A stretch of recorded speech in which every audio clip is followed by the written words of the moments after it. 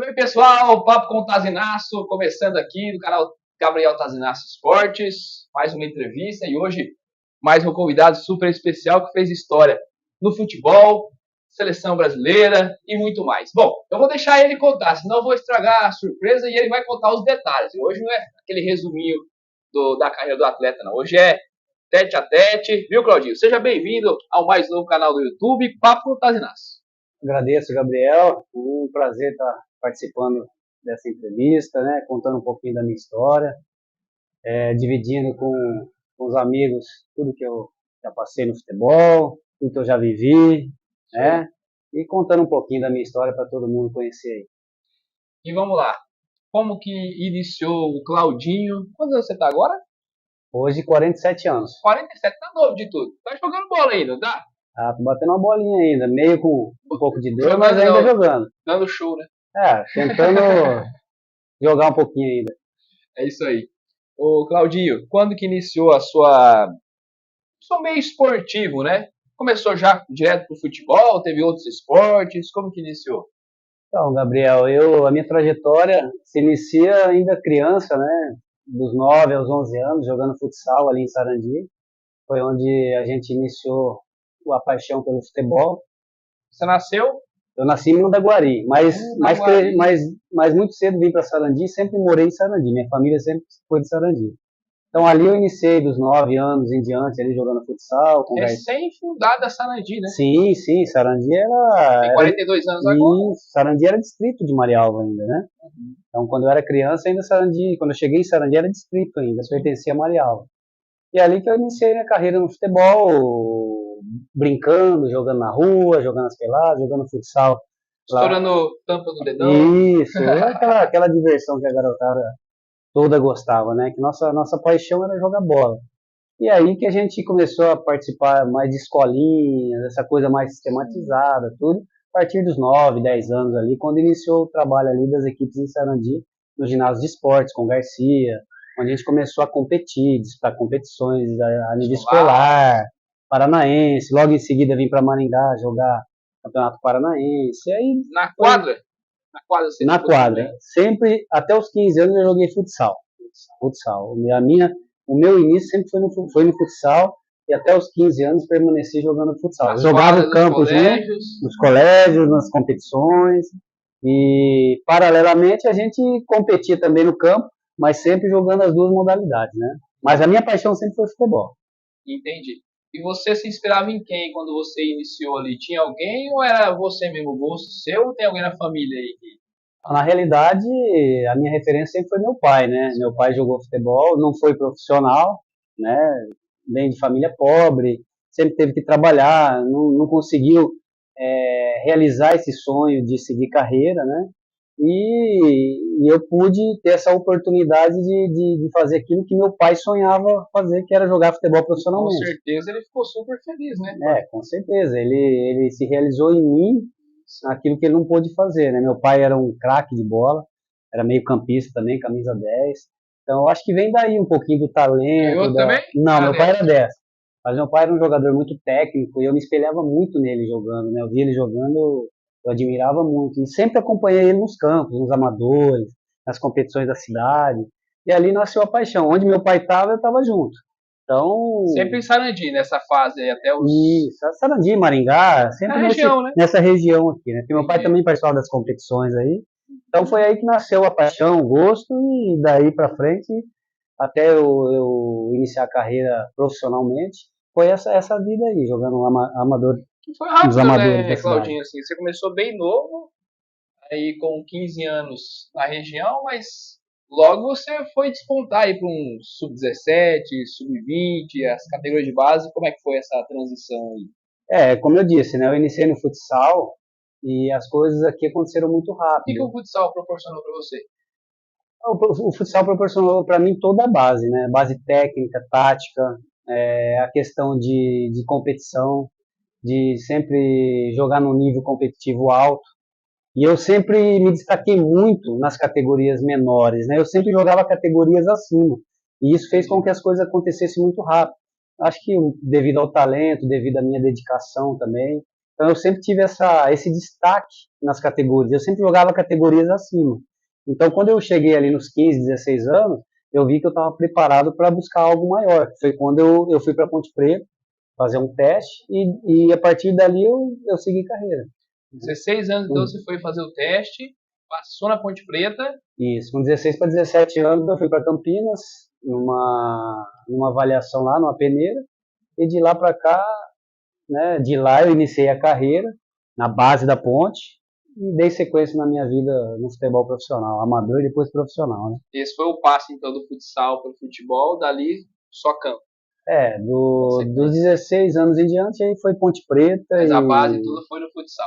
A base toda, praticamente dos 9 aos 16 anos. Você sentiu diferença? Futsal. Você jogava já em campo, assim, não profissionalmente, mas já tinha uma base também no campo, né? Você sempre jogou nessa posição, no campo? No futsal você era ala? Como que você... Então, no futsal, por isso que eu digo que o futsal eu acho que é a melhor base para o garoto que inicia, né? Porque o futsal, ele te dá uma condição técnica muito grande, a iniciação no futsal, ele te garante os fundamentos do futebol muito apurados, né? E a questão tática também. Então, eu no futsal, eu jogava em todas as posições. Eu não tinha, eu não sou fixo, ala, eu jogava em qualquer posição. Eu tinha muita facilidade em me adaptar em qualquer posição. E isso no campo também. Então, como eu tinha essa facilidade no futsal, eu levei isso para o campo. Tanto é que quando eu fui para a Ponte Preta, eu cheguei lá como meia, a Ponte não tinha lateral, eu me transformei num lateral esquerdo. Olha aí, ó. Logo no início, tá vendo, garotada? Não tínhamos zagueiro, aí de lateral esquerdo precisava de um quarto zagueiro, fui para quarto zagueiro. Joguei como zagueiro também. Ali. Joguei na época um turno inteiro do Campeonato Paulista Sub-17, joguei como zagueiro, né? E era destaque da equipe. Mas é o que eu digo, devido àquela boa base no futsal, eu tinha facilidade de jogar em várias posições. E eu me adaptava fácil. E você não tinha assim, eu não jogo nessa posição, não? Não. Você quer jogar, né, Claudinho? Exatamente. Minha vontade sempre foi jogar. Então alguém falava pra mim, joga ali, joga lá. Eu queria jogar, eu queria estar competindo, queria estar dentro do campo, dentro da quadra. Então isso desde cedo sempre teve comigo, né? Eu sempre gostei de jogar. Até no gol, se precisasse, eu jogava. Jogou? Chegou a jogar no gol? Cheguei a jogar no gol, no futsal, no campo. Quando precisava, eu era um cara que estava sempre disposto, né? Gostava muito de participar, de estar ali, de colaborar com a equipe. Eu sempre fui muito competitivo, um cara, desde do futsal, eu sempre fui muito de grupo. Muito de colaborar com a equipe, né? Isso eu tenho essa mentalidade desde jovem. Entendi. Claudinho, e nesses primeiros anos de Ponte Preta, você falou que jogou de zagueiro, jogou de lateral esquerdo. Quando que você se firmou na posição de 10? Você disputou alguns campeonatos paulistas, né? Como que foi essa consolidação do Claudinho até chegar na 10, né? Como eu disse, eu cheguei na Ponte como meia, né? Tá. Como meia, fui aprovado nos testes, mas por necessidade de algumas posições na época, por carência na posição de lateral, de zagueiro, eu tive que algum tempo jogar como nessas posições fora da minha posição de origem, que era o meio campo. Mas o treinador ficava muito chateado porque ele via que eu tinha muita qualidade e ele queria me levar para o meio, só que ele não tinha outra opção. Então não passou, tipo, temporada, você não. No mesmo jogo você poderia jogar em várias posições. Sim, em alguns jogos até havia substituições, eu saía lá da defesa e ia jogar do meio para frente. Então eu iniciava numa posição e depois, durante a partida, ia para outra posição. Mas, como eu disse, no primeiro turno do Campeonato Paulista, naquele primeiro ano de Ponte, já no segundo turno eu já assumi a camisa 10, o meio campo ali, nunca mais eu retornei para a posição de defesa, né? Sempre foi do meio para frente. Então foi só um período ali de carência mesmo de posição. E ali também foi muito bom para mim, que eu aprendi, desenvolvi muita coisa. E dali para frente eu segui na minha carreira sempre atuando do meio para frente, né? Quantos anos você ficou na Ponte? Como que foram esses anos na Macaca? Cara, eu iniciei em 93 na Ponte, permaneci até 2001, foram 8 anos de Ponte Preta. 8 anos. Direto? Direto. Eu só fiquei um ano na base da Ponte, do Sub-17 eu já pulei pro profissional. Uhum. Então foi uma passagem rápida, né? Eu tive um primeiro ano muito meteórico, assim, eu fui campeão paulista juvenil, artilheiro, destaque da equipe Sub-17, né? Treinava com os profissionais e me destacava. Quem que eram os caras lá que você treinava nessa época aí? Você tinha 17? Cara, em 1993, a Ponte estava numa situação meio difícil, a Ponte estava em baixa, né? Mas tinha jogadores conhecidos, em fim de carreira, Edson Pemucci, que jogou no Pô, se a Guarani. Ponte estava embaixo nessa época, olhava você, então foi graças a Deus, a gente chegou. E essa equipe sub-17 nossa era uma equipe de muitas promessas, que ali nós vimos se destacando e a equipe toda, praticamente no outro ano, subiu para a equipe profissional. Nossa. Porque era uma equipe de Então, muita renovou qualidade. Aí renovou e a equipe daquele período ali em diante, todos esses jogadores foram se destacando e foi bom para a Ponte, porque a Ponte revelou ali uma leva. Alguns. Subiu para o profissional, alguns foram negociados, mas foi uma leva muito grande de jogadores. Uma safra excelente, que fortaleceu essa equipe aí durante 6, 7 anos jogando na Ponte. Então foi um período de prosperidade a nível de revelação de jogadores. E para mim foi muito bom, porque daquele primeiro ano da Ponte em diante, no outro ano eu já era titular da Ponte Preta, eu já assumi a camisa titular, já joguei uma Série B, né? E mesmo com pouca experiência, eu tive aquele privilégio de vestir a camisa de um time de massa, de ser o titular, de vestir a camisa 10, que é um time de uma pressão muito grande, a cobrança era muito grande. Como que foi seu primeiro derby? Cara, você lembra? O derby em Campinas é o que faz, principalmente o jogador da base, se destacar. É um ano, né? Quando você se destaca nos derbys na base, todo mundo já começa a olhar diferente para você. E eu, em todos os derbys da base, eu sempre marquei gol, fui bem, me destaquei. E isso fez com que eu chegasse rápido no profissional. E o primeiro derby como profissional, eu lembro que era uma ansiedade muito grande. E todo mundo ali querendo jogar, querendo aquela coisa na cidade, aquela rivalidade que é muito grande. E a gente ficou tão ansioso que esse derby foi um dos derbys mais faltosos da história. Foi 0-0. Eu achei que pegaram pouco jogo, pouca técnica, mais tipo um Grenal, couro comendo. E eu lembro que foi marcante por causa disso. Porque em 94. Então esse foi meu primeiro derby como profissional, foi um derby sem muito jogo, com muita pancadaria, muita rivalidade. Muita expectativa, mas na hora do... Muita expectativa e pouco futebol. Ninguém querendo perder, né? Ninguém querendo perder. Na base, sempre fui muito privilegiado. Todos os jogos fazendo gol, me destacando. Eu acho que eu tenho mais de 8 gols em derbys. Só na base, né? Então, isso aí me ajudou muito. Vai por 3, né? Tanto é que na final do Campeonato Paulista Sub-17 foi Ponte e Guarani. Dos 2 jogos da final, nós vencemos os 2, dos 4 gols eu fiz 3, os 3 gols da final. Então, decidi praticamente o título do campeonato da época, né? Então, isso aí já me deu uma moral, assim, com a diretoria, com toda a torcida. Quem que eram os caras aí que jogavam nessa época, nesse clássico, tanto do lado da Ponte Preta como do Guarani, assim, que mais conhecido? Assim, foram vários anos, né, ali Ponte Preta, né? No início, ali no primeiro ano, como eu disse, eram jogadores mais velhos e tal. Mas a nossa geração ali, nós tivemos Luiz Fabiano, Washington, Mineiro, Fábio Luciano, Fabinho. Hoje é aniversário até do Luiz Fabiano. Isso. Hoje, essa semana, acho que ele está comemorando aniversário. Não sei que dia, essa semana que o Luiz Fabiano. Semana passada bati um papo com ele. Mas o Luiz Fabiano e essa geração toda, que depois a Ponte teve um período muito vitorioso, né? Um período de uns 6, 7 anos, que vem dessa geração que veio formando, que a Ponte veio formando, né? A Ponte que eu falei, ela formou ali uns 20 atletas ali que se destacaram. Direto nessa levada. Numa leva ali de 4, 5, 6 anos, revelando jogadores, tudo de alto nível, seleção brasileira. E foi um período... Jogadores que se destacaram na Ponte Preta, depois foram para grandes clubes, seleção brasileira. Né? Fábio Luciano, Luiz Fabiano. Mineiro, Fabinho, que foi campeão mundial pelo Inter, volante, né? Ronaldão, que aí já era um jogador mais experiente, que estava ali.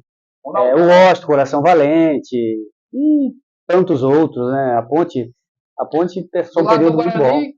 Amoroso, Luizão, Djalminha, Edilson, tudo dessa geração aí. Ali em 94, o Guarani era uma máquina, né? Djalminha, Luizão, Amoroso, Edilson, Marco Antônio Boiadeiro. Já bem que a Ponte tinha um time forte também, né? Em 94, o Guarani estava muito acima da Voando, Ponte. né? Voando e com um timaço, né? O Guarani chegando ali entre os primeiros. Agora, de 94 até 96 foi um período que a Ponte turbulento, que a Ponte passou dificuldade. Transição ali, Transição, né? a Ponte em baixa, passando um momento difícil financeiramente. Mas ali de 97 para frente se inverteu a coisa. O Guarani deu uma caída e a Ponte começou a se reerguer no cenário. Normalmente time clássico, assim, times grandes, é assim, né? Tipo, quando um sobe, o outro cai um pouquinho, né? Nunca tá os dois na crista. É difícil da gente ver, né? O futebol ele é feito de momentos, né? A Ponte Guarani tem muito disso, né? Só que essa rivalidade, ela não deixa com que um e o outro, né, cai, mas fique lá paradinho. Pode estar um na draga, o outro lá, mas sempre quando se enfrentam. Sempre existe essa rivalidade e um motiva o outro, né? Mesmo que na primeira, na segunda, tem aquela rivalidade do torcedor, tira sarro. Então, essa rivalidade na cidade movimenta esses dois clubes, né? Qual o estádio mais difícil para enfrentar? Era o do Guarani? Era o Brinco? Cara, não. Jogar com a Ponte Preta em Campinas é difícil. Hoje eu costumo dizer que já não é mais a mesma coisa. Mudou bastante. Mudou bastante, mas a Ponte Preta dentro do Moisés Lucarelli sempre foi muito difícil de se bater. A pressão é muito grande. A maior parte dos clássicos, Guarani e Ponte Preta, sempre na maior parte das vezes o mandante ganhava? Ou não? Não, necessariamente não. É um clássico muito equilibrado. Não tinha não tem favorito. Até hoje é assim. É uma rivalidade muito grande, é um jogo que muda totalmente. Pode estar um em primeiro, o outro em último. A hora que entra lá dentro, acabou tudo. E muitas vezes, na maioria das vezes que eu participei de derby, normalmente a equipe que estava mais embaixo levava vantagem, se superava, buscava força, buscava aquela motivação, né, para sair daquela situação difícil. E o clássico é bom para isso, né? O clássico eleva, tira você lá de baixo. Pode mudar, né? Virar a chavinha, né? E é isso aí, vira a chave. Isso é uma coisa que sempre acontece no futebol. São os momentos de você sair daquela situação difícil, aproveitar a oportunidade para naquele gatilho você dar uma recuperada, né? Como que era pro Claudinho na sua vida pessoal? Família, você morava sozinho para Campinas, sua família ficava onde? Como que era nessa época, nessa transição? Como foi também sair, né, dos estudos para se dedicar somente à bola pesada primeiro, depois ao futebol? Como que era essa fase, assim, né? Foi um período muito bacana, né? Eu saí de casa com 16 para 17 anos, já uma idade boa, né? Eu costumo dizer que hoje a gente vê muitos garotos muito novos saindo de casa, longe da família, criança ainda. Mas eu sempre tive uma base muito boa, meus pais, eu tive uma educação muito boa, sempre estudei, sempre fui um cara bem consciente. Meus pais sempre cobraram bastante de mim. Você pode jogar, mas você tem que estudar. Tirava nota boa? Tirava nota boa, era estudioso. Aí, dá pra ser craque e também lá, ó, craque na bola, craque no estudo também. E jogar futebol, é isso aí. Meu pai sempre falou isso pra mim. Joga futebol, mas tem que estudar. Até porque, Claudinha, a maior parte dos jovens não vão se tornar jogador profissional, não é verdade? Exatamente, isso é uma realidade. A grande maioria não vai se tornar jogador de futebol.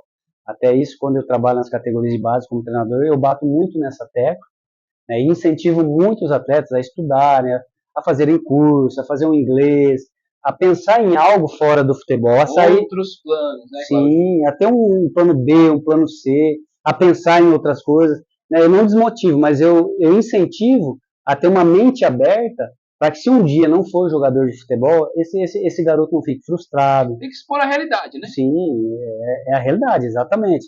Que a gente que viveu o futebol sabe que tem muitos garotos que se frustram, que começam a entrar num caminho ruim,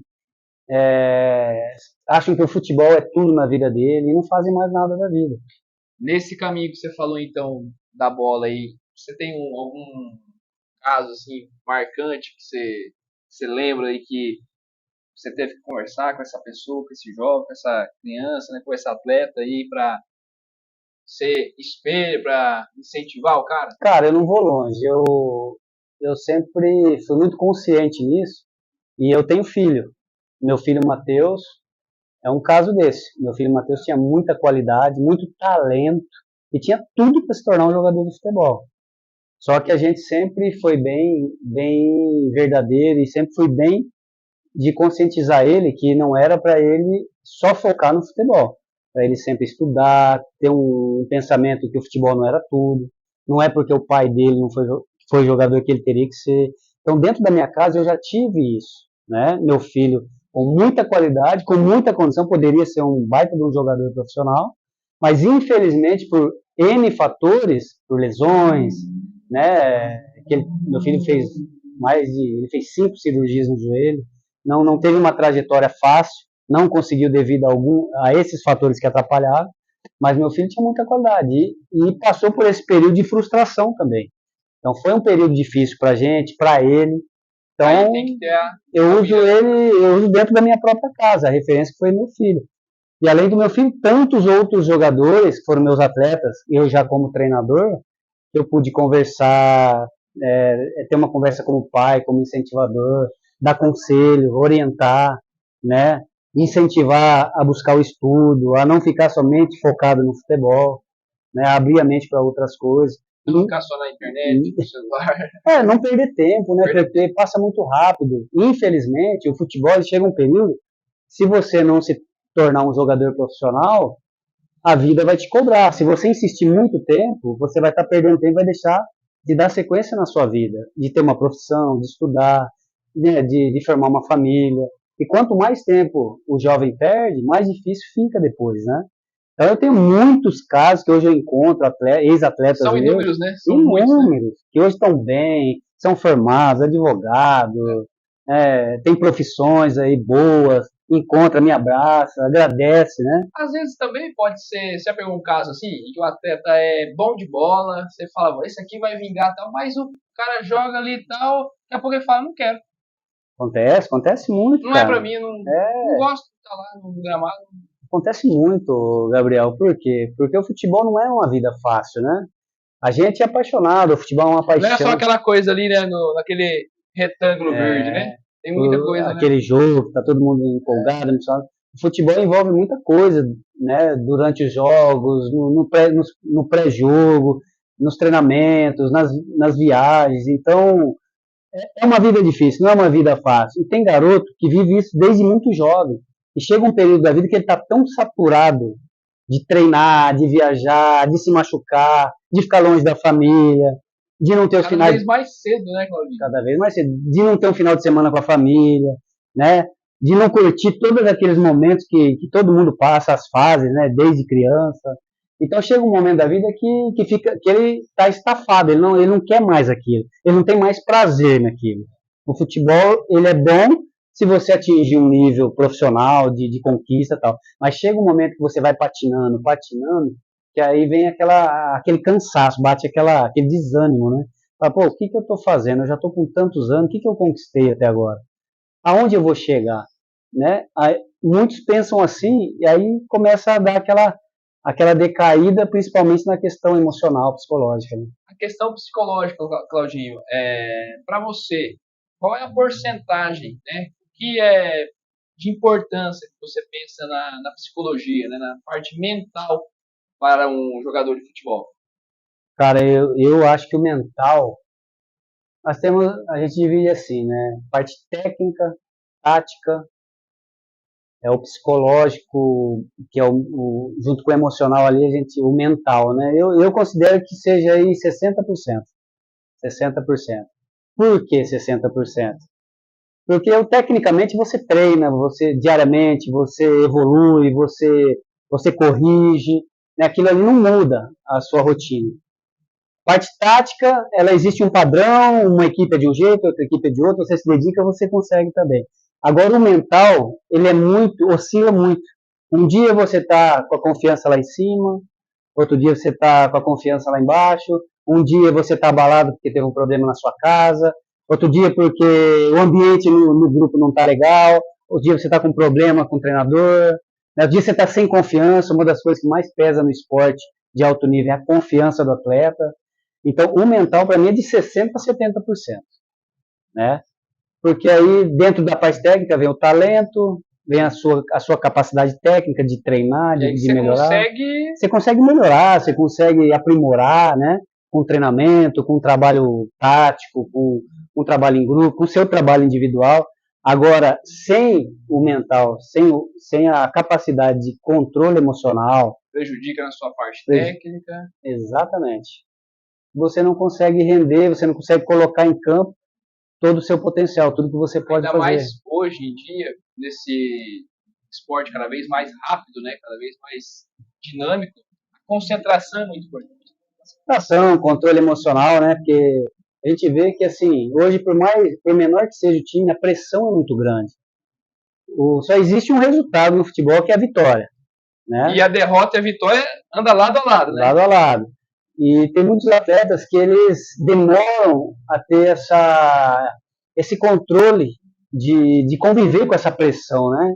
De saber o momento de superar essa dificuldade, daquele momento da pressão da torcida. Tem torcida que é muito chata, que pega no pé, quando ela pega no pé do jogador. Tinha, turma. Cara, a Ponte Preta é um dos times mais difíceis de jogar do Brasil. A Ponte Preta é um time de massa, igual Corinthians, Palmeiras, Flamengo. A Ponte é um time que não é qualquer jogador que consegue jogar. A pressão é muito grande. Se a torcida... Perde um clássico. Não, perde um clássico, você passa de, como diz, herói a vilão muito rápido. E a torcida pega muito no pé, mas pega no pé de uma maneira muito forte. Então, se o cara não tiver um controle, uma personalidade forte para superar isso, ele não consegue jogar. Eu acho que hoje pega mais ainda na questão das redes sociais. Né? Sim. Se o jogador é figura pública, né? O cara tá lá na rede social, o cara ele tem as atitudes dele, dança lá no TikTok e tal, tudo que ele fizer, ele vai ser cobrado. É verdade? É pessoa pública. Então, o cara, ele tem que saber o que ele faz ali, né? Na frente da câmera, na rede social, saber o que ele digita, né? Então, eu vejo muito, Claudinho, o jogador sentindo por cobrança, por rede social. Por rede social. Pode ser qualquer pessoa, pode ser torcedor, até adversário, falando com o cara, criticando o cara, e às vezes pode até acabar a carreira do cara. Com certeza. É o que eu estou dizendo. Hoje, o atleta, mais do que nunca, mais do que antes, na minha época, devido à exposição das redes sociais, ele tem que ter muito mais cuidado, ele tem que se preservar mais. A vida dele está exposta constantemente, né? Porque hoje qualquer um tem um celularzinho, o cara está num barzinho, está na rua, ele está sendo o tempo todo, ele é uma pessoa pública, e o torcedor ali, qualquer momento que ele se deparar com o jogador, ele vai estar filmando, ele vai estar publicando alguma coisa, e os próprios atletas hoje, eles estão muito dentro das redes sociais, né?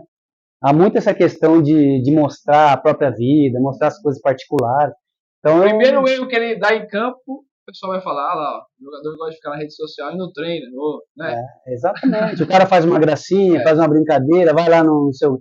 Então, tudo que ele posta, tudo que ele... contra ele. É contra ele, exatamente. E o torcedor está sempre acompanhando. Primeira pisada na bola, primeira vez que ele der a oportunidade, tudo aquilo lá vai vir contra ele. Claudinho, qual foi o momento mais difícil da sua carreira, assim, na Ponte Preta ou também em outra fase no futebol? Cara, o momento mais difícil da minha vida foi ali em 96, quando eu retornei da seleção brasileira e quando eu tive um problema de uma ação na justiça contra a Ponte. Foi o momento onde eu acionei a Ponte na época, eu estava numa situação financeira muito difícil. Eu tinha um empresário que me convenceu a entrar na justiça para pegar a liberação do meu passe. E naquele período eu fiquei praticamente 1 ano sem jogar. Ali foi um momento difícil, porque eu vinha de uma seleção brasileira, se destacando, tinha tudo para explodir. E devido a uma decisão errada, eu acabei acionando a Ponte e perdendo praticamente 1 ano da minha vida sem poder jogar. Por causa de Foi atrás dos seus direitos? Fui atrás dos direitos, e esses direitos, na realidade, acabaram me complicando, porque esse ano fez muita falta naquele período, que era um período que eu vinha me destacando. Chegando a 20 anos ali. Não, eu estava ali com 19 para 20 anos. É isso mesmo. Você estava na seleção sub-20, Seleção, né? Sub-20, destacando. Como que foi na seleção sub-20, Claudinho? Qual esse campeonato você disputou? Como que foi essa emoção de estar vestindo a amarelinha? Pesou para você ou não? Amarelinha. Cara, na realidade foi um sonho, né? Quando eu fui convocado a primeira vez já foi um sonho. Eu nem acreditei. E quando... Você ficou sabendo?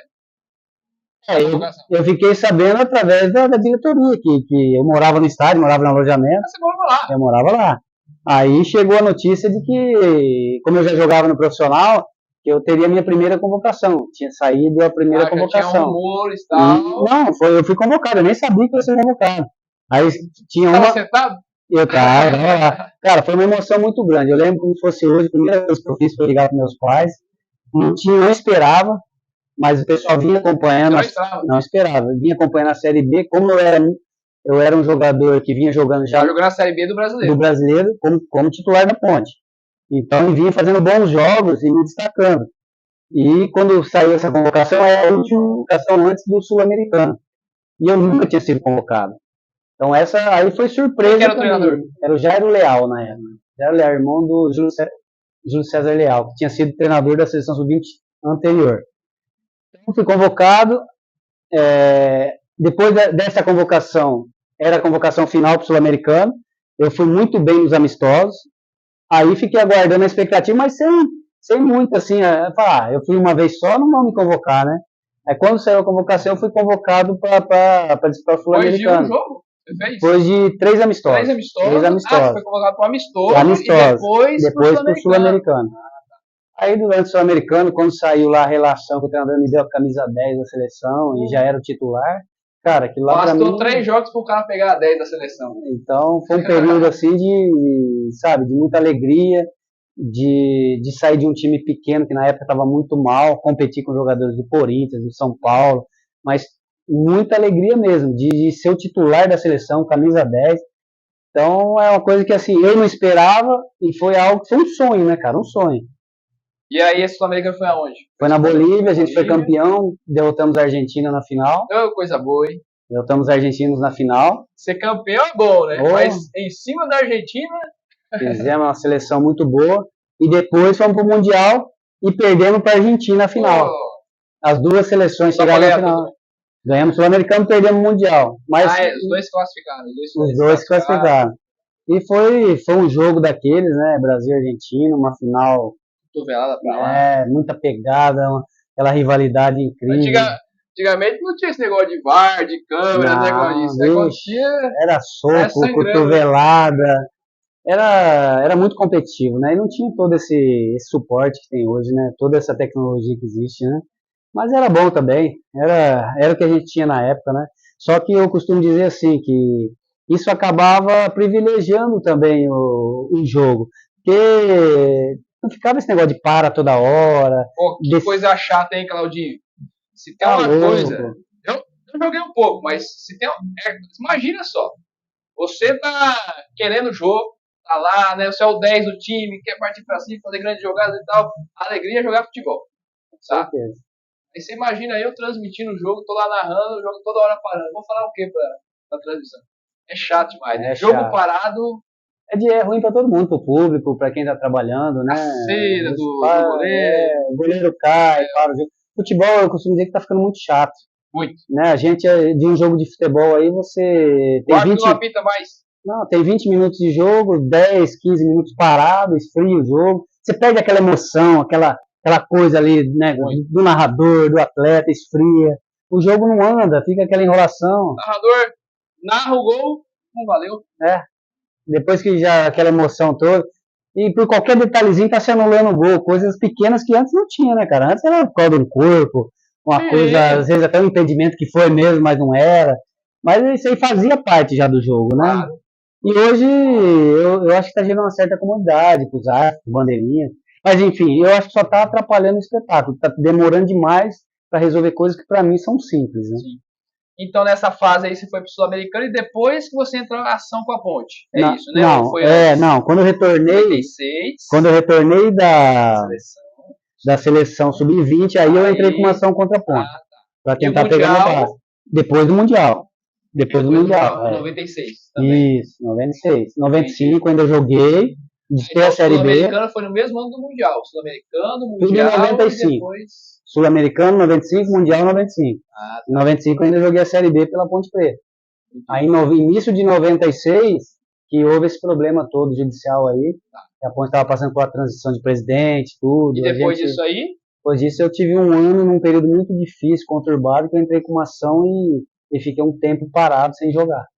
Então esse foi o período mais difícil que eu falei da minha vida, aonde Aí você retornou em 97. retornei em 97 para a Ponte. Um ano Na e meio Ponte depois, Preta mesmo. na Ponte Preta mesmo. Só que início de 97, eu fui o atleta que conseguiu a primeira liminar trabalhista, que mesmo eu com uma ação, eu conseguia exercer o meu trabalho. Na época a gente tinha o passe, mas eu fui o primeiro atleta que conseguia, através da Justiça do Trabalho, uma liminar que me permitia trabalhar, mesmo com litígio contra a Ponte. Então aí, final de 97, eu fui emprestado para o Lousano Paulista, para jogar a Copa São Paulo, devido a essa liminar, e fui campeão e melhor jogador da Copa São Paulo, 97. Aí, então você disputou ali, teve a liminar. Teve a liminar, fui para Jundiaí jogar para o Lousano Paulista, fomos campeões da Taça São Paulo, naquele período de liminar ali, eu tinha um contrato de 6 meses, e depois da Taça São Paulo eu fiquei mais 6 meses ali em Jundiaí jogando a Série A2 do Paulista. Aí eu retornei para a Ponte Preta, fiz um acordo com a Ponte e retornei para a Ponte. Encerramos o litígio, aí reiniciei a minha carreira novamente. Jogou mais quantos anos ali? 98, 99? Aí fiquei até 2001. 2001. Permaneci na Ponte, né? Disputou mais paulistas, mais Série B. Série B, Série A, né? Várias competições. Subimos para a Série A em 99, que foi um timaço da Ponte. Foi ali que a Ponte 99, deixa eu ver se eu lembro. Brasileirão. Tinha mata-mata ainda, né? Tinha mata-mata, 99. Vocês chegaram?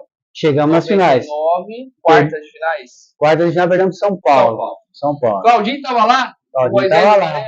Teve jogo de ida no Morumbi e jogo da volta no Moisés Lucarelli. Eu lembro desse Na época foram 2 jogos, perdemos no Morumbi, 3-2, ganhamos em Campinas 2-1 e teve o terceiro jogo. Aí também no Moisés. No Moisés também, porque a gente tinha feito a melhor campanha com São Paulo. Aquele jogo que a Ponte saiu na frente. Isso. Ficou 2-2 aos 39 do segundo tempo, Edmilson fez o gol de cabeça. E aí a gente saiu... Cara, que campanha da Ponte, hein? Que jogo, hein? Aquele ano a gente tinha um time que... Volta, mata-mata. Aquele ano a gente tinha um time que era... Fosse hoje a gente estava no título aí. Foi entre as 8 melhores do... Pra você ter uma ideia, o São Paulo, nós tivemos a infelicidade de sair pro São Paulo, mas eu achava a nossa equipe muito superior. Tanto é que no Morumbi a gente saiu ganhando de 2-0 e devido à nossa própria acomodada com o resultado, a gente acabou tomando a virada no segundo tempo. Mas no segundo jogo a gente atropelou o São Paulo. Nessa fase você estava com qual time aí? Qual é o time da Ponte Preta? Cara, nessa fase nós tínhamos lá Ronaldão, Fábio Luciano, Daniel, depois foi o Corinthians, André Silva, foi lateral campeão brasileiro pelo Botafogo, Mineiro, Fabinho, volantes, Roberto também, que era um volante que era titular também. E São Paulo? Vander, eu, Piá, Ranielli. Nós tínhamos um timaço. E na frente nós tínhamos Washington, Narciso, que mais? Regis Pitbull. Nós tínhamos um time que batia de frente com todos. Tanto é que os 2 finalistas, Atlético Mineiro, tinha Guilherme, Marques, e o Corinthians, que era aquele timaço, Marcelinho, Rincon, Vampiro no auge. Nós ganhamos, no campeonato normal, nós ganhamos desses 2 times, no Mineirão lotado e no Pacaembu lotado. Vocês classificaram em que posição pro mata-mata? São Paulo, quarto. São Paulo foi em quinto. De 8 nós classificamos em quarto. Vocês decidiram em casa. Decidimos em casa, São Paulo foi em quinto. E infelizmente a gente não conseguiu passar pelo São Paulo, mas faltou muito pouco. Mas ficou marcado, hein? Ficou marcado. São Paulo tinha quem do time? Raí, Rogério Ceni, Raí, Jorginho. Quem batia melhor na bola, Rogério Ceni ou Claudinho? Fábio Aurélio, ô louco. Não, Rogério Ceni, com certeza. Rogério batia bem. É claro que muito. Você batia falta, batia escanteio? Tinha essa característica, treinava bastante, batia. Fez gol de falta? Fiz alguns gols de falta. Tinha uma facilidade grande de bater na bola. Quem batia melhor falta, Claudinho ou Neto? Neto, com certeza. O Neto era o melhor, né? Um dos melhores batedores que eu vi. Eu acho que Neto, Marcelinho Carioca, quem mais? O Neto era incrível, cara. O aproveitamento dele, eu joguei contra ele mesmo em final de carreira, era uma coisa fora da curva, cara. Era gordinho mesmo? Gordinho. E jogava tudo isso, Neto? Só que a batida dele na bola era... Aonde caía a bola, podia ser lá no escanteio, lá na lateral, lá no meio de campo, a bola vinha com veneno, que era brincadeira. Aquele gol dele no Maracanã? Aquele gol do meio, lá no Gilmar, né? E batia de qualquer jeito. Neto e Marcelinho Carioca foram dois, né? Dois gênios da falta, né? Foi um espetáculo. O Um grande Claudinho também jogador. deixou alguns também. Batia bem na bola demais, Pouquinho, bem pouco. Mas foi legal. Claudinho, vamos então aqui. Daqui a pouco a gente fala sobre a sequência da sua carreira, né? Vem na ponte, depois que você sair da ponte, daqui a pouco a gente fala. O que você vê assim na cidade de Maringá, na questão do esporte em geral? O que você vê? O que falta para Maringá? Ou não falta nada? Para, de repente, até time de futebol, né? Maringá é a terceira maior do estado. Já teve Grêmio Maringá, né? Sim. Campeão paranaense. O que falta assim para Maringá dar aquela sequência, né? Para falar, vai joga o Flamengo todo ano, né? Então, na realidade, cara, eu acho que nós passamos muitos anos assim, estacionados, né? Mal geridos, com muito saudosismo. Mas eu vejo que Maringá tem um potencial muito grande, é uma cidade planejada, uma cidade moderna, uma cidade rica, né? Uma cidade bem estruturada. E eu creio que Maringá, hoje, ela está chegando no patamar com a equipe do Maringá crescendo, que é uma equipe que vem sendo bem gerida, né? Está com uma gestão muito boa, se planejou bem. Eu participei, inclusive, desse crescimento do Maringá. Tive o prazer de Você participar. trabalhou quantos anos no Maringá? Cara, na base foram uns 3 anos, uns 2 anos e mais uns 2 anos no profissional. Desde que o João assumiu e trouxe de volta o Maringá da segunda para a primeira, né? Aí reestruturou o clube, replanejou o clube para subir novamente. E hoje eu vejo o Maringá com uma condição muito boa, assim, de gestão, de pensamento de futuro, uma então, estrutura. Um plano para crescer. Não, o Maringá eu acho que já é uma realidade, vai crescer, se manter esse trabalho, essa gestão e essa mentalidade profissional, né, do que foi projetado, do que está planejado para o futuro, tem tudo para... Fazendo contrato com os jogadores que deram certo. Sim, é gestão, né? Fazer uma gestão profissional, né? Administrando bem os recursos, as receitas, mantendo aquele equilíbrio de receita e despesa. Maringá, o torcedor, Maringá já caiu na graça do torcedor maringaense. Né? Hoje o Maringá é uma realidade. Esse último ano foi a confirmação. Sim, Maringá conseguiu o que precisava, que é ter calendário, que era uma das dificuldades, né? A gente tem um estádio, uma bela cidade, a região toda é apaixonada por futebol. O que a gente precisava é ter... Não só Maringá, né? Região, sim, mais de 2 milhões de... Nossa, se a gente pegar aqui toda a nossa região, não vem assistir os jogos, né? A gente fala Maringá, mas é toda a região metropolitana, né? E caiu na graça do torcedor. Por quê? Porque o torcedor, ele entende o momento do clube. O momento do Maringá é um momento de boa gestão, de estar fazendo clareza, né?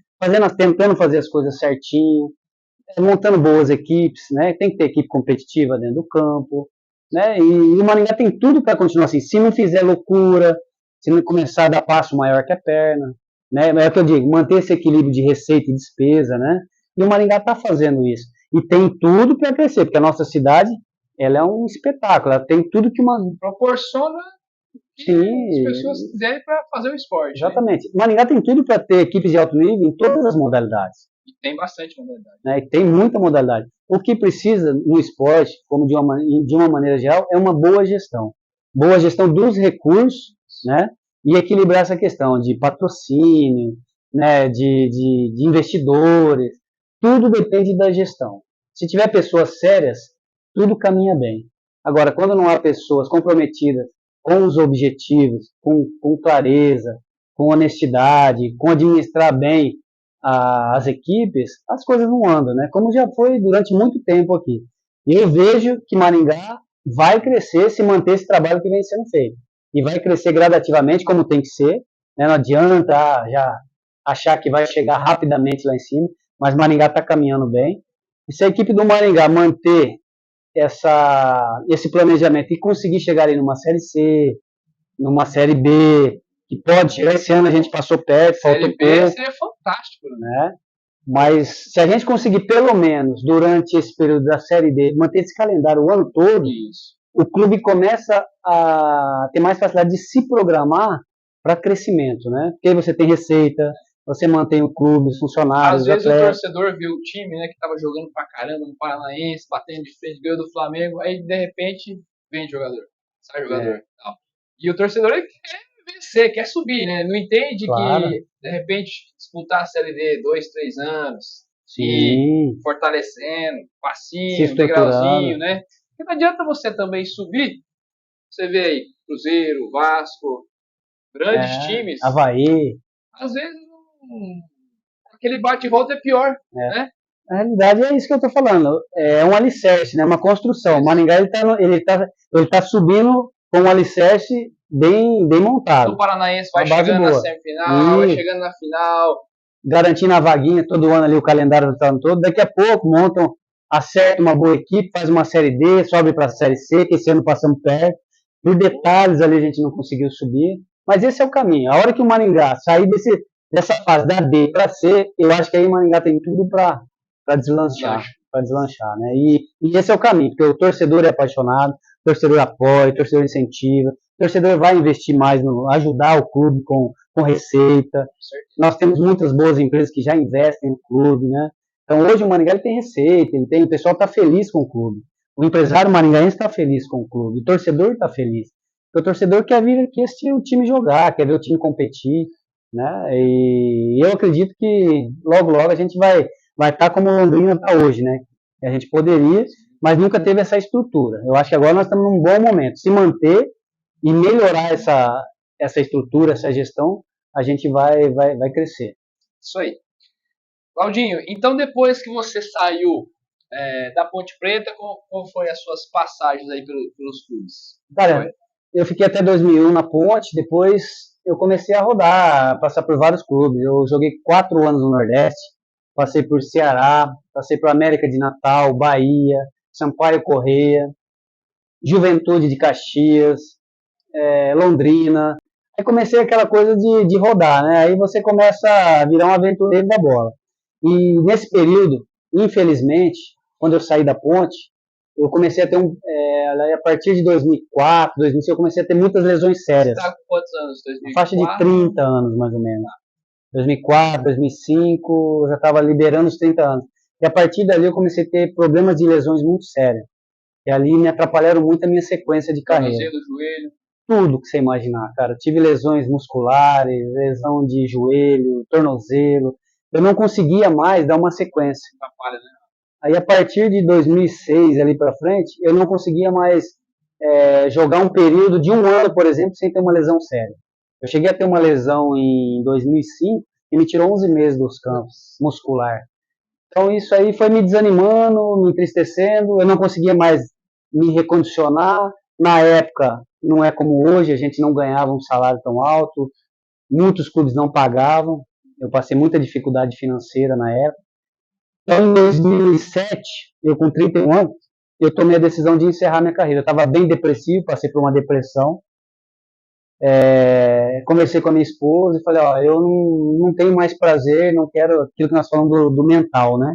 Se eu tivesse um acompanhamento, um tratamento, de repente eu poderia ter me cuidado, ter me recuperado fisicamente, mentalmente e dado sequência. Mas naquele período daquela depressão eu não soube lidar com aquele momento difícil, de lesões, de não receber, de família. Eu acabei tomando a decisão de encerrar a carreira, de começar a estudar, trabalhar, buscar uma nova vida, né? Eu sempre falei, eu sempre fui preparado para enfrentar, falei, a hora que eu parar, eu vou estudar, vou trabalhar, eu vou fazer outra coisa, não tem problema nenhum. E foi isso que eu fiz. Em 2007, tomei essa decisão. Te ajudou pra caramba, né? Sim. Eu sempre fui um cara muito decidido, né, cara? Depois que eu parei de jogar, eu fiz muita uma pena coisa. pro futebol que você parou com 31, né? Mas Parei foi com pra 31. pra melhora, pra crescimento. Foi uma decisão assim, Difícil. hoje, analisando lá atrás, se fosse hoje eu não pararia. Né? Eu me arrependi. Naquele momento foi o que eu achei que era o certo. Mas por falta de um apoio, de um empresário, sabe, de um acompanhamento, de um psicólogo, de uma estrutura ali, né? Outros tempos também, Outros tempos. A questão financeira pega muito, você sabe. Questão financeira. Quando você... De repente, se você estivesse recebendo, você tinha um... Exatamente, num grande clube, um salário bom, mas ali, você sabe... Foi o que tinha para fazer, eu acho, porque como é que você ia se virar sem grana, né? Exatamente. Difícil, né? Tudo que eu tinha, por exemplo, eu pensava assim, né? Tudo que eu ganhei até hoje, eu vou ter que começar a vender as coisas para pagar conta, filho pequeno. É difícil. Tinha 2 filhos já, né? Era pai de 2 filhos. Você morava? Eu morava aqui em Maringá, já morava aqui já, né? Tava sem clube, me recuperando. E foi um período muito difícil, de muitas lesões, sem clube, sem receber, acionando o clube na justiça para receber. Então, tudo isso fez com que eu tomasse a decisão de parar. Aí encerrei, aí joguei o último campeonato paulista no União São João de Araras e tomei a decisão de que eu não queria mais jogar futebol. Perdi aquela alegria de jogar futebol. Mesmo com convites de outros clubes, eu não queria mais. Eu queria iniciar uma outra vida, entendeu? E daí você encerrou então o futebol e iniciou com? Aí eu comecei a estudar, comecei a trabalhar primeiro, né? Arrumei um emprego. Primeiro emprego meu foi como vendedor de cosmético. Um pessoal que eu conhecia aqui, amigos também do futebol, na época da Regiamar, né? Tinha um timaço. Como me convidei para jogar com eles. E o pessoal me arrumou um emprego numa empresa para vender cosmético. Legal. Aí eu iniciei trabalhando e comecei a fazer educação física, estudar. E fui tocando a vida. E daí Voltou pra frente, pro meio esportivo, né? e sempre jogando aí na cidade, jogando os amadores. Porque o futebol nunca sai da gente, né? Essa paixão nunca sai. E o futebol também nos ajuda nessa questão de relacionamento, de fazer amizade, de emprego. Né? Esse network do futebol é muito grande. Até hoje, né? Até hoje. Você conversa com os caras que você jogava lá em... Sim. E muitos amigos da gente que jogou lá atrás, cada um faz uma coisa. Um é veterinário, outro é vendedor, o outro trabalha lá na marcenaria. Então, cada um faz uma coisa, né? Que bom. E bom, graças a Deus, né? Mas é muito legal isso. Cada um segue uma vida, né? Mas o futebol, eu costumo dizer que hoje, como eu disse, hoje eu gostaria de ter essa maturidade que eu tenho hoje lá atrás. Eu com certeza eu estaria mais preparado, não teria tomado essa decisão de parar. Porque 31 anos era o auge da minha carreira. Física, emocional, né? Aquela maturidade de estar dentro do campo, de cortar caminho, de saber o que fazer.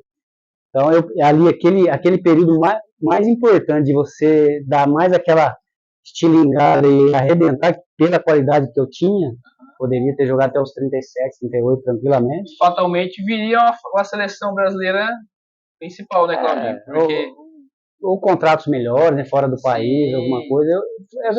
Foi uma decisão meio precipitada, mas que depois que eu tomei, eu tive que seguir em frente e acabei não retornando mais. Né? Beleza. Cita um caso marcante que você teve aí no meio do esporte, assim, do futebol. Dentro de campo ou fora, assim, vestiário, viagem, algum caso inusitado, assim, que você lembra? Eu acho que teve vários, né? Porque o mundo da bola, agora você lembrar um específico... Na verdade a gente passa por muitas coisas no futebol, né? Muitas histórias, muitas coisas. E a gente passa por jogos assim, tipo, você vai jogar uma decisão lá como a gente foi com o Náutico lá, você chega no estádio, tá tudo, cara, os aflitos lá, que isso até hoje fazem ainda, você chega para jogar tradição. Vamos decidir com eles lá, você chega lá, seu vestiário não tem lugar para você ir pro campo aquecer, não tem nada, eles deixam a portinha aberta, os caras enchem seu vestiário de criolina, de produto químico, você só tem aquele pedacinho ali para se trocar, você não pode ir pro campo aquecer, aí você tem que ficar fora do vestiário, a torcida começa a te pressionar. Então, até hoje já tem? Até hoje, na época, no jogo do Grêmio lá, que teve a Batalha dos Aflitos, foi feito com o Grêmio a mesma coisa. Por isso que eles falam que foi a Batalha dos Aflitos. Pode servir até de combustível pro time, né? Não, exatamente. Pra mim, na época, pra gente serviu. É difícil, não é fácil. Pô, agora que eu vou...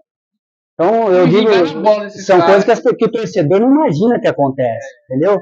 Você chega lá para jogar uma decisão com o Náutico, lotado os aflitos. A grande maioria não tá nem... Pegando fogo e os caras ainda arrumam um jeito lá e uma CBF não faz nada. Aí você chega lá no vestiário. Isso para mim é inusitado, porque ninguém sabe disso. E não acontece nada, não há punição, não há nada. Entendeu? Os caras fazem na surdina ali. Faz na surdina. E coisas do futebol, né? Histórias aí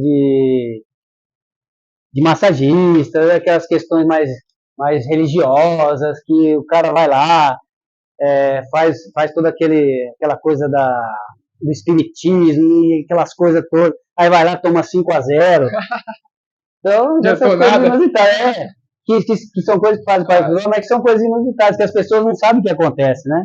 Tem aquela tradição, por exemplo, sempre vai lá, joga o sal grosso, faz a oração e tal, vai nas escadas, faz tudo aquilo, aí dá sempre certo. Aí chega na hora de decidir, faz tudo aquilo, toma de 5. Aconteceu isso com a gente. Tem prazo de validade o negócio.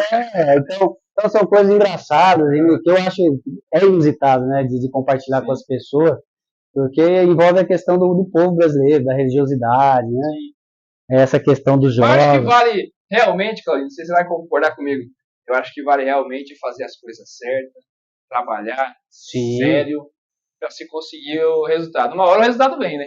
O futebol não tem segredo, né? É trabalho, capacidade, né?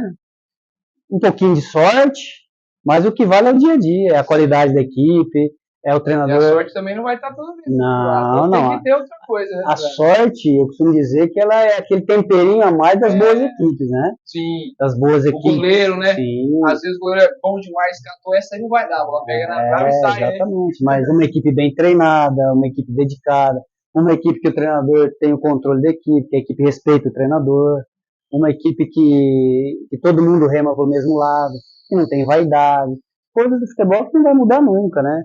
Que tem um trabalho de grupo muito bom, que tem jogadores de qualidade. Futebol sem qualidade não se faz, né? Não adianta você querer tirar leite de pedra. Eu sou muito franco. Hoje eu vejo o futebol brasileiro num nível muito baixo, eu vejo a Série A do brasileiro muito fraca. A gente vê aí que não está tendo diferença de times que estão lá lanterna e o Botafogo, por exemplo, que era o líder. O Coritiba foi Você lá. acha que o Botafogo, assim, esquece a tabela, esquece a pontuação. O Botafogo tem time para estar na liderança? Cara, hoje eu acho que tem. Por quê? Por isso que eu tô falando. Porque tá nivelado o tudo negócio. nivelado. O Botafogo ele fez um Não, primeiro. é porque eu pergunto, sabe por quê? Porque assim, de repente, Tiquinho, Sim. pô, tem que ir pra seleção e não sei o quê. Falei, calma, dá uma segurada. Sim. Por quê, Gabriel? Porque tá tudo mais ou menos parelho. Você pega todos os jogos. Fez 3 gols ali. Uma hora, ó, o Cruzeiro é um exemplo agora, vamos falar das últimas rodadas. Tava tranquilinho lá em cima, já tá lá na zona de rebaixamento. Torcida apoiando, aquele Bruno Fernandes fazendo gol, tá, de repente perdeu 2. Você pega o América e o Coritiba, que são os lanternas, você vai assistir um jogo do América e do Coritiba, os caras jogam praticamente de igual para igual com os times que estão lá em cima. O América ganhou do São Paulo, ganhou não sei de quem. O Coritiba ganhou do Inter. O time tá lá com 20 pontos e tá ganhando. O Cuiabá foi lá e ganhou do Botafogo no Rio. Exato. Então não tem aquela diferença como em outros anos, por exemplo, o Palmeiras. Os caras falam. Liderou o campeonato com 8, 9, 10 pontos de liderança. O Flamengo atropelou. Esse ano tá muito. Os caras vêm falar pra mim que o Brasileirão é um campeonato disputado e de ponta no futebol mundial. Maldito. Na realidade, tem jogo que a bola chega e chora, né? Nós estamos desanimados, assim, eu vejo o nível técnico caindo a cada ano, cara. Pelo que eu joguei, pelo que eu acompanhei, né, e nos últimos anos eu vejo que a cada ano parece que o nível técnico do futebol brasileiro está caindo muito. É por isso então que os caras falam para convocar tal fulano, porque o cara faz um pouquinho já. Sim. Hoje é difícil de falar de convocação, porque eu acho que hoje a convocação da seleção brasileira envolve muitos interesses.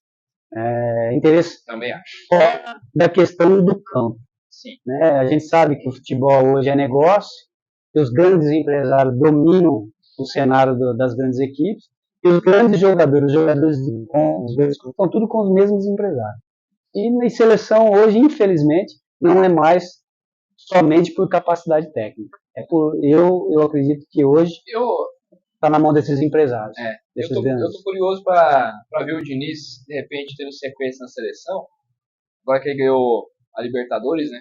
Para ver se ele vai conseguir, para ver se ele vai ter a chance de colocar o estilo de jogo dele na seleção. Porque eu acho que não, por isso que você falou. Porque de repente ele não consegue convocar os caras que ele deveria convocar. De repente. Uhum. Né? Eu vejo a lista da seleção e falo, esse cara, o Diniz não ia convocar esse cara. Eu penso assim. É difícil, hoje comentar a seleção é muito difícil, cara. Eu acho que assim, o treinador da seleção, ele é mais ou menos alguém que segue ordens, né? Ele não tem Pra falar a verdade, é isso mesmo. Eu acho que o treinador da seleção hoje ele segue ordens, tem que ter um treinador que tem capacidade, que sabe dar o treino, que sabe escalar, que entenda lá, mas muita coisa vem de fora, entendeu? Então hoje é difícil a gente até se desmotiva a estar torcendo pela seleção brasileira. Claudinho, depois que você parou de jogar futebol então, você fez curso, você veio trabalhando, o que você faz atualmente e o que você almeja daqui para frente? Cara, eu sou um cara muito dinâmico, né? Desde quando eu parei de jogar futebol, eu fui tentar aprender muitas coisas na minha vida. Eu sempre trabalhei na área de vendas, comecei lá como vendedor, como representante comercial, fiz curso de corretor de imóveis. Hoje sou corretor de imóveis, né? Tenho CRES, mas sempre procurei me dedicar para sempre ser bom no que eu faço, né? Quando eu fui ser vendedor, eu fui fazer curso de vendas, fui aprender outras coisas. Eu sempre fui procurar me aperfeiçoar para fazer aquilo bem feito, né? Hoje eu trabalho como corretor de imóveis, né? Sou autônomo, não tenho vínculo com empresa nenhuma. Recentemente eu estava no Mato Grosso empreendendo, tentei trabalhar na área de loteamentos lá, né? Encerrei a minha participação no final do ano passado com alguns sócios lá, tentei empreender e hoje eu vou terminar o ano agora e estou pensando em empreender, em fazer alguma coisa no ano que vem. Não sei ainda o que eu vou fazer, mas eu pretendo ser dono do meu próprio negócio, estou estudando algumas coisas, né? Maringá é um potencial excelente para isso. Tem microempreendedor, né? Tem um. A gente vai. Né, é o que eu falei, eu sou um cara que eu sempre me preparo. Eu tenho estudado, tenho lido bastante, e tenho vontade de empreender, ter meu próprio negócio. No meio do esporte, eu tenho me afastado um pouco, não tenho participado no futebol, não tenho trabalhado, né? Sou apaixonado, mas estou um pouco assim cansado, porque a vida toda fiz isso, né? Só se tiver uma proposta, né? Aquela, né, Claudinho? Se bem que você tem que meio que encerrar um ciclo, né? Sim. Você tem que. Você começou, agora você quer terminar um negócio bem. Hoje não é minha prioridade. Hoje eu priorizo mais as questões de estar assim, estar perto da minha família. Você está casado? Você tem quantos filhos? Eu tenho minha esposa, tenho 2 filhos, um vai casar esse ano, né? Um de 25, um de 20. E já estão formados, já trabalhando, né? E eu pretendo agora. Tá morando em Maringá? Moramos em Maringá, eu, meus filhos. E pretendo dar sequência, empreender, fazer alguma coisa diferente do fora do futebol, né? Até por ter feito isso a vida toda, né? Hoje não tem mais essa respirada, né? Aproveitar também um pouco. E até porque se assim, o futebol ele exige de você, você tem que ter foco e dedicação total. Se eu fosse trabalhar no meio do futebol, eu teria que me dedicar exclusivamente a isso. Viagens, cursos, desenvolver, buscar outros caminhos fora daqui, sair da minha casa. E isso eu fiz a vida inteira, ficar longe da esposa, longe dos filhos. Então hoje eu não tenho mais esse ânimo de ficar longe dos meus familiares, da minha esposa, dos meus filhos. Hoje eu quero fazer algo que eu esteja mais perto da minha casa, entendeu? Falando em casa e em família, qual que é a sua inspiração na sua vida pessoal? Qual que é a sua inspiração, assim? E também no esporte, o que te inspirou também no esporte? Cara, meu ídolo sempre foi o Zico. Eu cresci vendo... Tá fraco de ídolo, né? Eu cresci vendo o Zico, aquele timaço do Flamengo jogar, o Zico, meu ídolo, né? Craque de bola, ali eu era criança, vi o Flamengo ganhar tudo, né? E o Zico fazia diferença, era o craque que a gente tinha, sou flamenguista. E depois é Ponte Preta, pessoal. Não, é Flamengo e Ponte Preta. Hoje ainda tem Ponte Preta, mas eu sempre fui flamenguista. Devido a ter esse ídolo, e o time do Flamengo na época ganhava tudo, né? De 80 para frente ali. Era um time que sempre estava entre os primeiros, né? E marca a geração, né? Meu pai, meu grande ídolo, né? Sempre me inspirou, pessoa de caráter, pessoa honesta, trabalhadora. Meu pai sempre viveu para dar o melhor para a família, né? Então, as minhas referências na vida pessoal, meu pai e minha mãe, né? São 2 guerreiros. E na minha vida esportiva, meu ídolo sempre foi o Zico. Tem outros ídolos também que durante a nossa jogamos contra, né? A gente junto, conheceu durante a carreira. Mas isso aí, a minha vida é bem simples. Então eu sempre digo que meus grandes ídolos são meus pais. Perdi minha mãe recentemente, né? Jovem, não esperava, né? Então uma pessoa que sempre me ensinou a batalhar, acreditar, lutar, desde criança, sempre acreditar e lutar por aquilo que eu queria. Faz pouco tempo, né, Claudinho? Porque a gente conversou, fez até uma entrevista online, né? Porque estava na época da pandemia, né? Sim. Você disse que ajudava ela também. Isso. Né? Minha mãe ela era confeiteira e fazia pães, né? Isso. E na pandemia, como eu sou vendedor, tenho muitos amigos, ela estava ali fazendo os pãozinhos dela e todo mundo em casa tal. Ela falou: você vende os pães para mim? Aí eu lembro, é verdade. Deu até um trabalhinho pra falar com ele, porque ele ficava naquela, não, é que hoje eu tenho que fazer a entrega, tal, né? Foi nessa época. Cara, e aquele ali foi um momento que eu tive junto com a minha mãe, que foi prazeroso demais. O pão dela maravilhoso, bom, né? Um pãozinho caseiro. E eu me dispus a ajudar ela. Aí comecei, tava com aquele negócio, todo mundo dentro de casa, parado. Aí peguei todos meus amigos, grupos, comecei a mandar mensagem. Aí comecei a vender queijo, vender pão, vender café. O pessoal tudo dentro de casa comendo pra caramba. Faz aí, mãe, que o resto é comigo. E foi um período bem gostoso e muito bom, marcante mesmo. E agora até dá saudade, né? Faz pouco mais de 30 dias que eu perdi minha mãe. Uma pessoa que para mim foi minha referência, que sempre esteve do meu lado, sempre lutou comigo e sempre guerreiro, que eu falo, sempre acreditou, né? E me ensinou a acreditar, a lutar por tudo aquilo que eu acreditava, né? Então meu ídolo é meu pai e minha mãe. Meus maiores ídolos são meus pais. Qual é o melhor lugar para você, Claudinho? É um lugar que você teve na infância, um lugar que você de repente quer fazer uma viagem, ou um lugar que você gosta de estar assim, dia a dia? Cara, eu sou muito caseiro, né? Gosto de estar sempre. Eu sempre gosto de estar muito com a minha família, né? Eu sou muito família, muito gosto de estar em casa. Aproveita a sua família enquanto dá tempo. Só que o lugar que eu mais gosto de estar é ali, ó, dentro do É? gramado.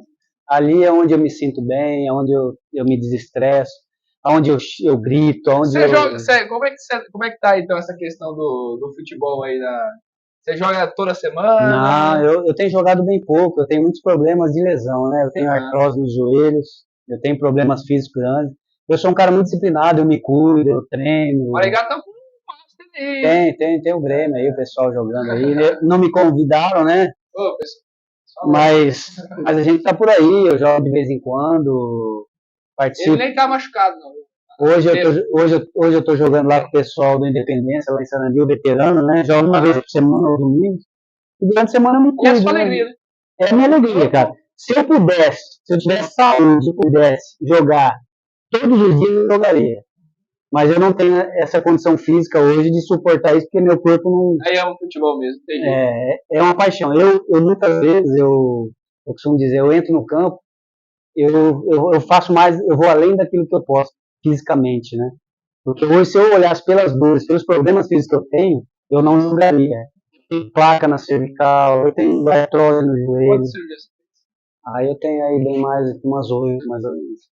Tenho muitas Não tem? lesão. Eu sou apaixonado. Aonde eu me sinto bem é dentro do gramado. Dentro do campo é onde é a minha alegria, é onde eu fico feliz. E o que não pode faltar nesse sentido? O que não pode faltar na vida do Claudio? Você já falou do campo, não vale mais o futebol. Não O vale que não mais pode futebol? faltar além do futebol?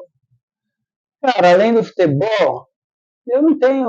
Eu gosto de estar com os amigos, eu gosto de conversar, eu gosto de estar perto dos meus amigos, eu gosto de ajudar as pessoas, eu gosto de trocar informação, eu gosto de conviver com as pessoas, entende? Eu sou uma pessoa que eu não gosto de solidão. Eu não gosto de solidão. Apesar de ser caseiro, você gosta sempre de estar. Tá bem acompanhado com bons amigos. Tá bem acompanhado com pessoas que eu me sinto bem. Conversa isso com quem você se sente bem. E conversar com quem você se sente bem e com quem te faz bem, eu acho que você ensina e aprende. É automático, né? Isso aí é a minha vida. Eu amo estar com as pessoas que eu gosto. Entendeu? Eu não gosto de estar sozinho, não gosto de solidão. Eu gosto de estar conversando, eu gosto de estar ajudando alguém, eu gosto de estar na minha sogra. Eu sempre estou procurando alguém para estar junto. Entendeu? Aí, sogra, ganhou o dia, hein? Com certeza. Claudinho, então, para encerrar, daqui para frente, né? Você já falou aí da parte de vendas, empreendedorismo, o que Claudinho pensa aí para um futuro na vida profissional, na sociedade. Nossa sociedade, o que precisa aí para melhorar? Você vê essa guerra, as pessoas. Difícil, né, Claudinho? Fazendo mal para as outras, sem motivo, né? Possível. Na realidade, o meu ponto de vista sobre tudo que está acontecendo hoje é muito relacionado ao egoísmo das pessoas, né? A inversão de valores, a gente passa um momento onde não se prioriza mais família, onde não se prioriza mais caráter, falar a verdade, né? Valorizar os pais, valorizar os bons amigos, tudo isso que eu falei que eu valorizo, que é ajudar as pessoas. Eu acho que o ser humano hoje está muito egoísta. E a briga pelo poder, o poder pelo poder, e pelo dinheiro pelo poder, é muito grande. E as pessoas estão passando por cima de tudo e todos, simplesmente para estar no poder e para ter dinheiro. Então, ele atropela tudo e todos para conquistar aquilo que ele quer. Só que, assim, as pessoas não se importam mais com as outras, né? O que vale é ela, é o que é bom para ela. Individualismo, egoísmo, vaidade excessiva, né? Falar de guerra é difícil, por quê? Porque existem vários interesses no mundo hoje, né? É o interesse pelo poder, é isso que eu estou dizendo. Cada país tem a sua cultura e tudo mais. Existe uma influência muito grande por pessoas muito poderosas, muito que a gente não tem nem acesso. Então é difícil até de você comentar. Porque tem muita coisa obscura que é fora daquilo que a gente enxerga e entende. Que acontece nos bastidores que a gente não tem nem noção. A gente vê. É muito mais sério do que é muito mais profunda do que simplesmente, eu vou dar minha opinião. A minha opinião seria de ter um mundo com paz, um mundo melhor para todos, né? As pessoas tendo o que comer, tendo trabalho. Agora, falando de Brasil, o grande problema do nosso país é a inversão de valores e a corrupção. O dia que nós tivermos um país em que as pessoas não sejam corruptas, não aceitem a corrupção, nós vamos ter um país melhor. A corrupção é que destrói o nosso país. Né? A corrupção na questão material e na questão de valores. Você já falou um pouquinho sobre o que é daqui para frente no mundo. Para você, quem você enxerga agora no segmento aí da sua família, os anos, chegando aí 40 anos e tal, e o que você enxerga depois dessa fase, depois que você realizar esse sonho, o que é a próxima meta? Depois você não pensou nisso aí? Cara, eu não sou um cara assim que eu penso a longo prazo, né? Eu penso muito o hoje e o mais perto possível. Eu penso em viver um dia de cada vez. Eu não gosto de fazer planos a médio e longo prazo. Eu gosto de viver o hoje, né? De me preparar para o momento, de fazer planos a curto prazo, né? Para que a gente não crie tantas expectativas e não alcance os objetivos lá na frente, né? Eu acho que tem que ter sim, tem que idealizar alguma coisa, mas hoje eu não tenho grandes sonhos, grandes planos. Eu penso em trabalhar, em identificar boas oportunidades, né? Empreender em alguma coisa, né? Cuidar da família, viver bem com meus filhos, e ser próximo, tudo aquilo que eu fizer, eu ser próximo, né? Eu batalhar para dar certo tudo aquilo que eu pegar para fazer. Pessoas, né, Claudinho? Viver bem. Estar no gramado. Tá ali batendo minha bolinha, exatamente. Eu não tenho grandes, assim, aquela coisa, aquela ganância de grandes conquistas. Eu tenho vontade de conquistar, de ter, mas tudo é um dia de cada vez, né? Um passo, tudo no tempo certo. Eu costumo dizer que tudo tem seu tempo. O que eu planejar para fazer amanhã, eu vou batalhar, vou lutar, vou me dedicar, vou tentar fazer o melhor para conquistar o objetivo. Agora, o que vai acontecer lá na frente, aí eu entrego na mão de Deus, né? Eu não costumo dizer que o futuro a Deus pertence, né? Então a gente tem que viver o hoje bem vivido, valorizar aquilo que a gente tem, o que Deus dá pra gente, e trabalhar muito e lutar por aquele momento ser o que vai te fazer feliz. É isso aí, minha vida é assim. Estivemos aqui com o Claudinho, ex-jogador de futebol, craque da Ponte Preta, né? Marcou época. Tá de terno aqui o Claudinho. Hoje de que ano que é essa? Essa aqui é atual. Essa é atual. Essa é atual. Deve ter um estoque de camisetas da Ponte Preta lá do Flamengo também, essa aqui. Macaca 1900, hein? Time histórico de torcida que o Claudinho fez, com certeza é ídolo. Com certeza. A Ponte ali tivemos um período muito bom. Hoje, graças a Deus, chego no estádio. Eu sou tratado como ídolo do clube, né? Tive uma passagem assim muito boa, momentos muito bons. E esse período aqui, quando a Ponte completou 6 anos, eu tive o privilégio de fazer parte da comemoração de 100 anos. Então, na época que a gente estava ali, foi um período bom. Completamos 100 anos e foi aquele período ali que a Ponte deu uma subida. Aí a gente teve um período que a gente se transformou em ídolo do clube. Então isso é gratificante. Chega hoje, o torcedor reconhece, abraça. Fez história. Parabéns, Claudinho. Não se arrependa de nada, porque você foi. Tamo junto. Top. Seleção brasileira também lembra, né? Do Claudinho ganhando da Argentina Sul-Americano. Os irmãos passaram apurado aqui com o Claudinho. Claudinho, sucesso para você na sequência da sua carreira, seja no campo, no esporte, nas vendas, no empreendedorismo. Valeu, Gabriel. Obrigado pelo convite. Estamos juntos. Quando quiser novamente bater um papo, estamos aí. Você é um grande amigo. Desejo tudo de bom. Você também que está sempre apoiando, trabalhando, lutando pelo nosso esporte, né? Narrando jogos de várias modalidades, várias competições. É jogo de peteca.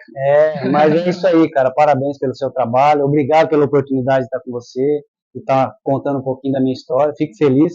Porque são poucos que, às vezes, isso que a gente fez aqui, poucas pessoas fizeram comigo aqui, né? Que muita gente não me conhece, não conhece a minha história.